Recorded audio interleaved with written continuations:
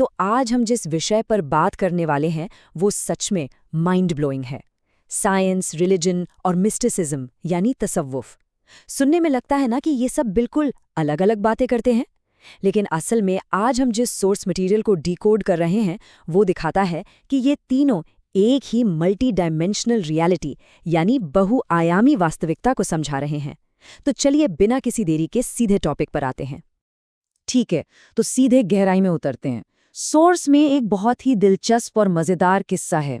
जरा सोचिए, दो जिन आपस में बात कर रहे हैं और उनमें से एक पूछता है, क्या इंसान वाकई वजूद रखते हैं? है ना कमाल का सवाल। ये छोटा सा मजाक असल में हमें ये सोचने पर मजबूर कर देता है कि हमारी ये सच्चाई या रियलिटी कितनी सब्जेक्टिव है। जिसे हम अपना परम सत्य मानते हैं, हो सकता है किसी और डायमेंशन से देखने पर वो महज एक भ्रम हो। तो अब सवाल यह है कि ये पैरेलल यूनिवर्स यानी समानांतर ब्रह्मांड असल में है क्या? देखिए, इसकी डेफिनेशन बहुत ही साफ है।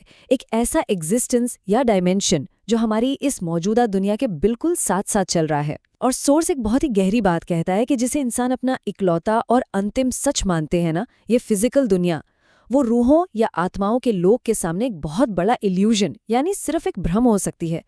तो आज हम इन 5 चीजों पर फोकस करेंगे। पैरेलल यूनिवर्स क्या है, एक ही सच तक पहुंचने के 3 रास्ते, समय का भ्रम, असली और नकली पोर्टल्स और आखिर में डायमेंशंस के पार खुदी का सफर। ये स्ट्रक्चर हमें इन गहरे और एब्स्ट्रैक्ट आइडियाज को आसानी से समझने में मदद करेगा। चलिए अपने पहले हिस्से से शुरू करते हैं। पैरेलल यूनिवर्स क्या है और रियलिटी की सब्जेक्टिविटी।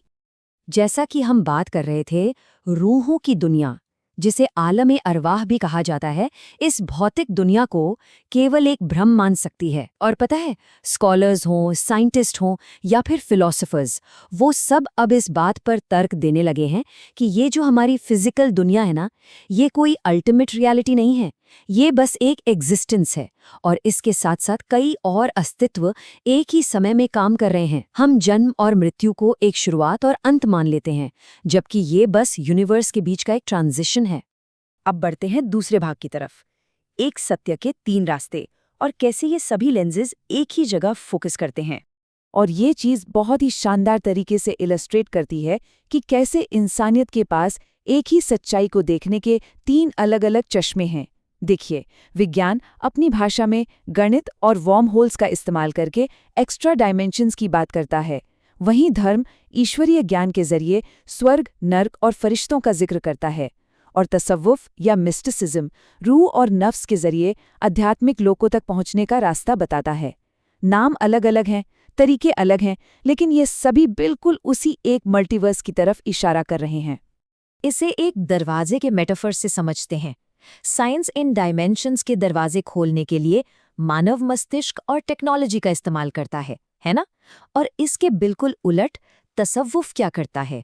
वो दिल, नफ्स और रूह को एक पोर्टल्स की तरह यूज करता है। अगर आप इसे ऑब्जेक्टिवली देखें तो साइंटिस्ट्स और मिस्टिक्स दोनों बस एक ही रियलिटी के ताले को खोलने की कोशिश कर रहे हैं, बस उनके टूल्स और चाबियां अलग अलग हैं। तो अब हम आते हैं तीसरे भाग पर, द इल्यूजन ऑफ टाइम। और यहाँ से समय को लेकर हमारी जो बुनियादी समझ है वो पूरी तरह से बदलने वाली है। हम सभी समय को एक सीधी रेखा की तरह इमेजिन करते हैं, राइट? कि पास्ट मतलब जो बीत गया, प्रेजेंट जो चल रहा है और फ्यूचर जो आएगा। लेकिन सोर्स इसे पूरी तरह से रिफ्रेम करता है। वो कहता है कि समय कोई सीधी रेखा नहीं है, बल्कि ये एक सिंगल स्टैक्ड फ्रेम है। यानी आपका अतीत, वर्तमान और भविष्य सब कुछ एक ही समय पर एक साथ घटित हो रहा है। माइंड बेंडिंग है ना?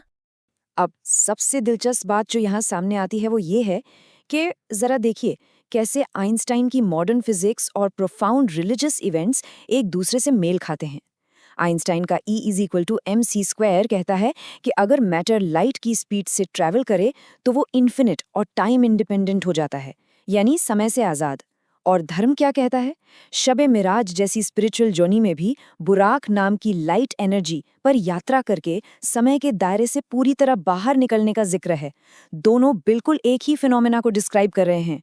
इसी बात पर शेख इब्न अरबी से जुड़ा एक बहुत ही गहरा कॉन्सेप्ट है कि 7वें आसमान की यात्रा करते समय इंसान को केवल रचयिता का वजूद दिखाई देता है। ये सोचना कितना अमेजिंग है कि रूमी और इब्न अरबी जैसे आध्यात्मिक दिग्गजों ने बहुत पहले ही प्योर एग्जिस्टेंस और घूमते हुए यूनिवर्स को समझ लिया था, वो भी तब जब मॉडर्न साइंस ने इस बारे में सोचना भी शुरू नहीं किया था।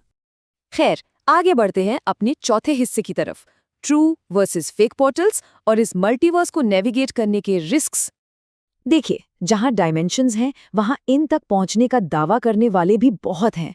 सोर्स बहुत ही निष्पक्ष तरीके से सच्चे स्पिरिचुअल गाइड्स और जालसाजों के बीच का फर्क समझाता है।